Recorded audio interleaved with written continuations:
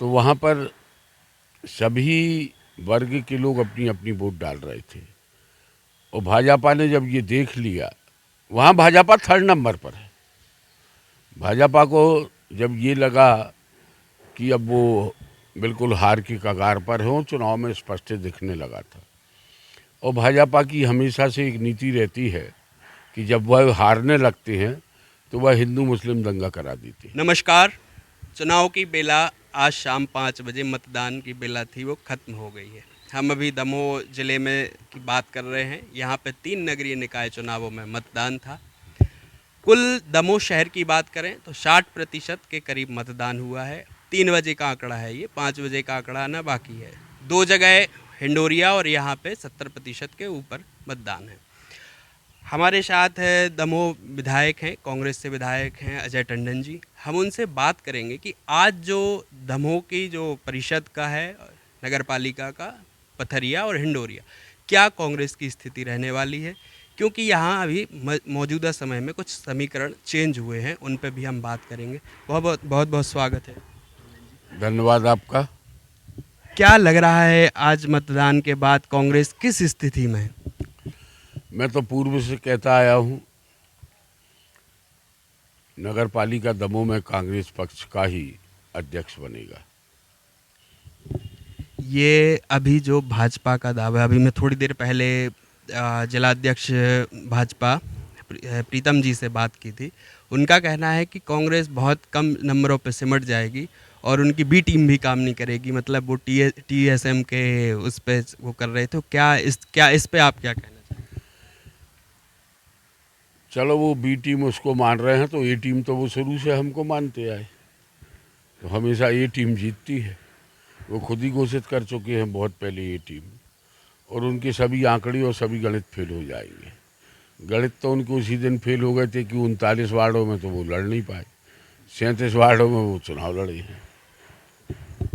अब हम बात करेंगे पथरिया की। पथरिया में माना जा रहा है कि वहाँ पे एग्जिस्टिंग, आप लंबे समय से वहाँ पे परिषद में रहे हैं, आपके अध्यक्ष बनते रहे, लेकिन अब विरोध की स्वर उठ रहे हैं और तीसरा मोर्चा लेके वहाँ की स्थानीय विधायक हैं राम भाई, वो लेके बैठ गई हैं। तो माना जा रहा है कांग्रेस, क्या लग रहा है आपको कि कंपटीशन कड़ा है या फिर से कांग्रेस आने वाली? पथरिया में कोई कंपटीशन कड़ा नहीं है। पथरिया में भी आप देखना, लक्ष्मण सिंह के नेतृत्व में ही भाजपा हारेगी और हमारा अध्यक्ष कांग्रेस के ही पक्ष का बनेगा, क्योंकि वहाँ रामबाई विधायक हैं, उन्होंने अपनी पूरी ताकत लगाई है, भाजपा ने अपनी पूरी ताकत लगाई है, लेकिन जनमत वहाँ पर कांग्रेस के साथ है। और हिंडोरिया के बारे में? हिंडोरिया के बारे में ज़्यादा नहीं कह पाऊँगा अभी, उसके बारे में कहने के लिए मुझे थोड़ा समय चाहिए, करीब 1 घंटा और। वहाँ के अभी लोगों से मुलाकात होगी, क्योंकि हमने पूरा फोकस पहले दमोह पर किया था और बस आकर बैठा ही हूँ। हिंडोरिया के विषय में भी आपको जानकारी देंगे, लेकिन हमें पूरी उम्मीद है कि यहाँ पर भी कांग्रेस पक्ष का ही अध्यक्ष बनेगा। अभी एक घटना घटी है, अभी फुटेरा वार्ड क्रमांक 3 में कहा जा रहा है कि आपके जो प्रत्याशी थे, कांग्रेस प्रत्याशी, उनकी तरफ से भाजपा प्रत्याशियों के समर्थकों को पीटा गया या पथराव की बात आ रही है सामने। इसको लेके बीजेपी भी हमलावर हुई है। देखिए, भाजपा वहाँ की जो वस्तु स्थिति है, उस वार्ड में कांग्रेस की तरफ से मुस्लिम कैंडिडेट था और मुस्लिम कैंडिडेट था। मुस्लिम्स वोट वहाँ पर बहुतायत है, 850-900 वोट है, 850 वोट है, और बाकी वोट वहाँ अन्य समाजों की, क्योंकि हम लोग जातिगत राजनीति तो करते नहीं हैं, अन्य समाजों की वोट वहाँ पर कुछ कम है। तो वहाँ पर सभी वर्ग के लोग अपनी अपनी वोट डाल रहे थे और भाजपा ने जब ये देख लिया, वहाँ भाजपा 3rd नंबर पर है। भाजपा को जब ये लगा कि अब वो बिल्कुल हार की कगार पर हो, चुनाव में स्पष्ट दिखने लगा था। और भाजपा की हमेशा से एक नीति रहती है कि जब वह हारने लगते हैं तो वह हिंदू मुस्लिम दंगा करा देते हैं। दंगा करा देते हैं मतलब कि कुछ ना कुछ उपद्रव करा देंगे ताकि शहर की फिजा बिगड़े और इस प्रकार का वातावरण बने कि एक पक्षी होने लगे। लेकिन ऐसा हो नहीं पाया, भाजपा की मंसूबे फेल हो गए।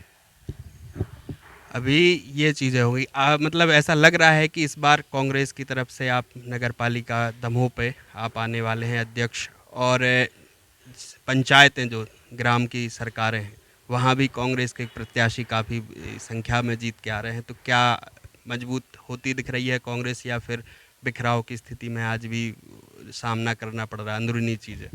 कांग्रेस को कहाँ बिखराव का सामना करना पड़ रहा, कांग्रेस तो एक है।